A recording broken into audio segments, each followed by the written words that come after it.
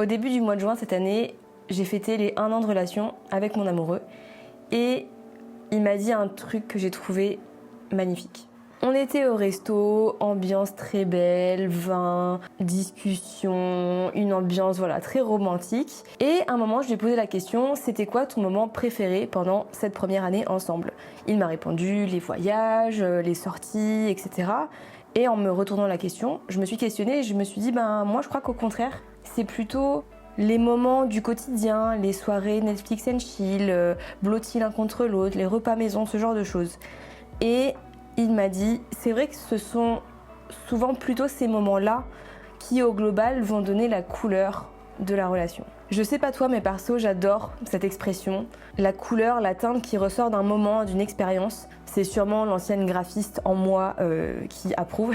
En fait, on a tellement tendance à vouloir vivre et se souvenir de choses incroyables, hors du commun, qu'on oublie un peu la beauté du quotidien. Les petits détails qui nous rendent joie, un sourire, un geste, un rayon de soleil, bref, toutes ces choses-là. Et c'est d'autant plus le cas quand on entreprend. Tu le sais peut-être ou pas encore, mais je suis entrepreneuse depuis plus de 4 ans maintenant et j'ai commencé comme graphiste et illustratrice et avec le temps en fait j'ai développé mon entreprise pour arriver où j'en suis aujourd'hui, c'est-à-dire changer plein de choses. J'ai une aventure entrepreneuriale comme tout le monde, rythmée par des phases full soleil, incroyable, tout est beau, il y a des clients, on n'a plus le syndrome de l'imposteur, tout va bien. Et des phases beaucoup plus dures, beaucoup plus floues, beaucoup plus dans le brouillard, voire de la pluie ou même de l'orage. Tu sais, ces moments où tu as envie de tout arrêter. Le problème, c'est que quand tu es dans ces moments down, avec le moral à zéro, tu oublies tout le reste. Le succès devient minuscule, tu minimises tout ce que tu as accompli et la montagne, les objectifs que tu te fixes semblent impossibles à surmonter, voire totalement inatteignables. Donc dans cette vidéo, je vais t'inviter à dézoomer, à prendre du recul. Prends un papier, un stylo, ce que tu veux, un ordinateur même, et liste toutes tes réussites. Je dis bien toutes. Tes apprentissages, tes ébauches, tes tests, bref, tout ce que tu as fait pendant cette aventure. Et même pourquoi pas, si tu te sens de le faire, de faire un schéma qui retrace un petit peu tout ça. Si c'est difficile pour toi d'être objectif ou objective, fais-le avec quelqu'un d'autre. Demande de l'aide, que ce soit dans ton entourage proche ou plus ou moins proche, enfin bref, quelqu'un de neutre. Ça peut être une amie, business ou non, ça peut être un parent qui est bienveillant, ton partenaire ou ta partenaire.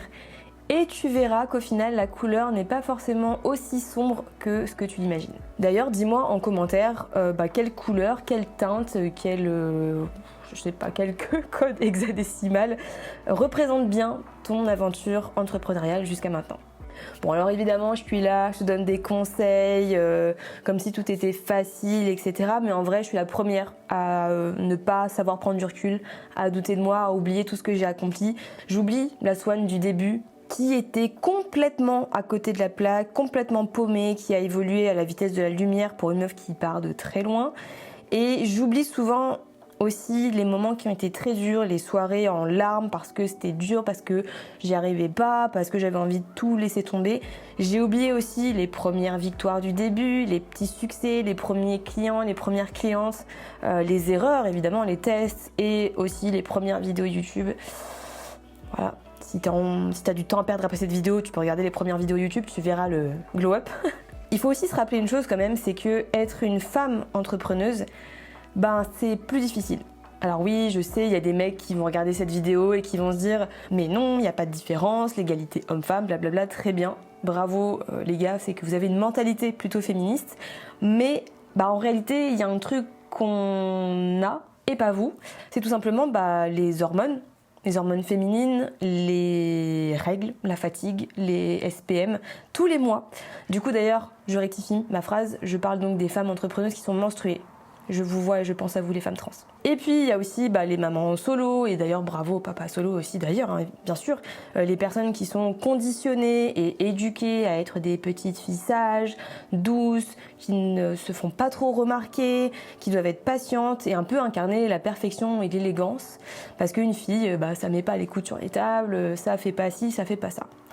Zéro pression. Bref, tout ça pour dire qu'entreprendre, c'est une expérience complètement unique, complètement folle, même flippante et excitante en même temps, c'est très bizarre. Mais c'est surtout une expérience très colorée. Et comme l'a très bien dit Dumbledore, comme si c'était mon pote, on peut trouver le bonheur même dans les moments les plus sombres. Il suffit de se souvenir de rallumer la lumière. Un grand merci à toi d'avoir regardé cette vidéo jusqu'au bout. J'espère que ce format un petit peu différent, un peu plus créatif, voix off, etc. Va te plaire. Et si c'est le cas, n'hésite pas à lâcher un petit pouce vers le haut. Et évidemment, n'hésite pas aussi à t'abonner ici sur YouTube, mais aussi sur Instagram pour suivre mes aventures au quotidien. Je te souhaite une merveilleuse aventure entrepreneuriale et évidemment, je t'invite à faire de ton aventure un arc-en-ciel rempli de belles couleurs.